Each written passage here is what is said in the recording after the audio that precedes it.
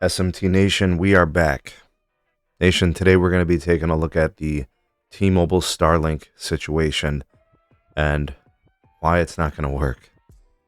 And this was something that I, made videos about and I spoke to on the podcast a number of months ago. And then I even did a recent video on it. And for the most part, I think people understand what exactly is happening here. I'll describe that in more detail. We'll get a little technical, nothing crazy. But I think it's important for you guys to understand how this works and why this is a real problem for the industry. What T-Mobile is trying to do with Starlink is going to create a lot of networking issues for everybody, including themselves. Anyways, I'll be sure to provide links for all the things and the tools that I use in today's video. So look for those down in the description. Ways to support us can be found there as well. Please do like and share this video. Subscribe if you're new here. And turn on the bell notification icon to never miss an upload from the SMT. All right, folks, we're going to do a bit of a timeline situation. We're going to do a technical deep dive into the frequencies. I'm going to tell you guys why this is a real issue for T-Mobile and the rest of the industry. All right, for starters, what you see on the screen is a website known as Spectrum Omega. This is where I look for all the different frequencies that each carrier has licenses for. I've gone ahead and highlight the one that's important in today's video. There's a couple actually, and that is the PCS band. All right, this is a 1900 frequency range bandwidth allotment that every carrier has some of. Okay, so you've got everything from A block to G block. For today, I want to take a look at G block. That is the specific part or sub block of the PCS band that T-Mobile plans on launching for satellite operations through SpaceX and Starlink. All right, the specific sub-block that we're seeing, there's actually two sub-blocks. You have uplink, downlink, and it's 5 megahertz bandwidth.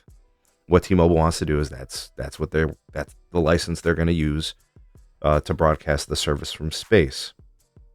That's their block G.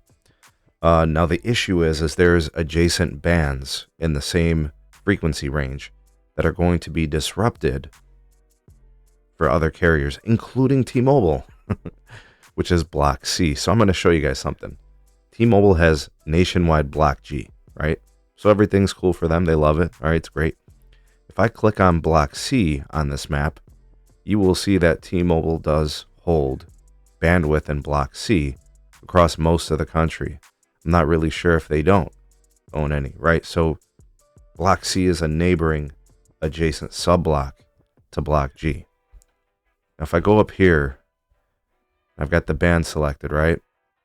What I could do is I can select the operator and I can choose the carrier for that band. So I can go to AT&T, for example, scroll down to the PCS band, and I can select block C. And you will see that AT&T has this PCS sub-block in like a third of the country or something, right? Percentage. We can take a next level. Let's go ahead and let's check out Verizon. Do they have block C? Go down to the PCS, block C. Right, Verizon's got some as well. So AT&T is like a third of the country. Verizon has it in about 25% of the country. T-Mobile even has block C. Okay. So I can show you guys that in case you missed it before. All right, here's block C for T-Mobile. Okay, you see it? There's their block C, right? So we've got and US Cellular has block C. I can show you guys that as well. And C Spire has block C. All right. So all these companies own this sub block in a specific amount of places. That's US Cellular. Right? Here's C Spire, which is a small provider that has these frequencies, I think, in a couple of states, maybe. Did I go too far? PCS block C. You'll see it right down here. It's like Mississippi, Alabama. All these companies are impacted by T-Mobile's SpaceX Starlink that's going to cause interference. So here's the timeline, and this is why this stuff is important. And I'm going to bring this here, This is basically what's been published recently, even though we've been on this for a while. Satellite operators are not allowed to interfere with terrestrial radio frequency operators. In 2023, there were meetings and agreements made between all carriers, rules that were set in place that the FCC wanted to make sure that satellite launchers, the FCC, the terrestrial cellular network builders like AT&T, Verizon, T-Mobile, all understood what they can and can't do. There's a threshold, there's interference risk, all that stuff has to be respected and maintained. Fast forward to 2024, T-Mobile and Starlink request a waiver to violate the rules that were put in place in the previous year.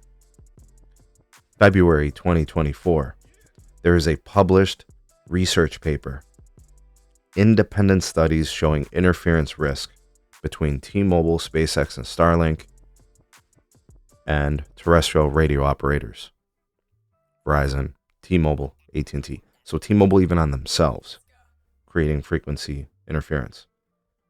Okay, so, and then now, August 2024, Verizon and AT&T have published shared data on downlink throughput loss due to interference created by Starlink and SpaceX and T-Mobile.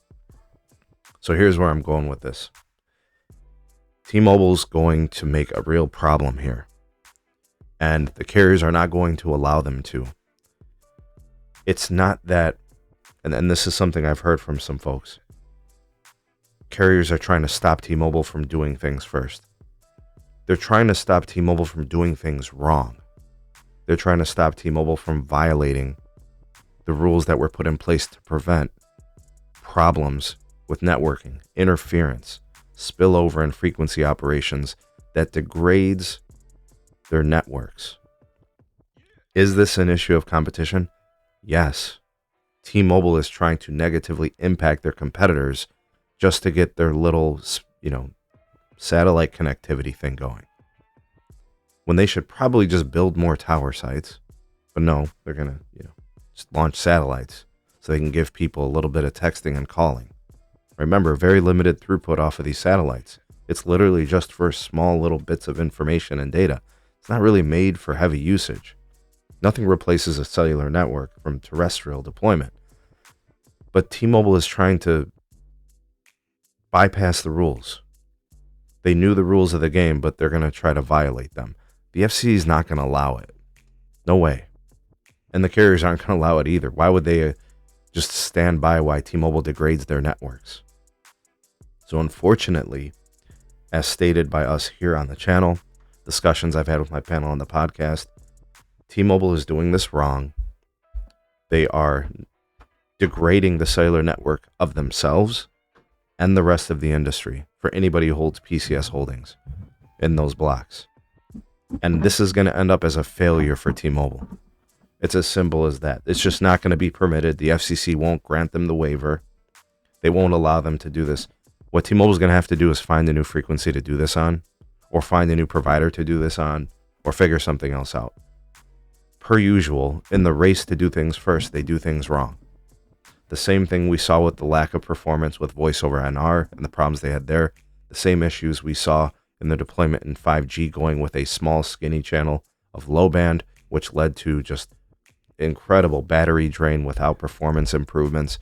The race to do things first has led to the outcomes of doing things wrong. I've never been a fan of this approach. Things should be more calculated. They should be more careful. They should be more well thought out and perform better, not just to be first. That's my take on all this. I think T-Mobile, in the race to be first, did things wrong. And not only is it going to set the industry back, but it's just going to create a bunch of negative PR for them. It's going to cause the other carriers to have problems, and it's just going to be messy per usual. They really should just focus on doing things right and not worrying so much about doing things first. What's the point of doing things first if you're doing things wrong? Very frustrating to a network tech enthusiast like myself. I'm sure a lot of you would agree. Maybe they should kind of reevaluate their philosophy and their mission. Instead of doing things first, do things right. Anyways, what's your take on all this, guys? Sound off in the comment section below. You're the voice of the people, the SMT Nation. Let your voice be heard.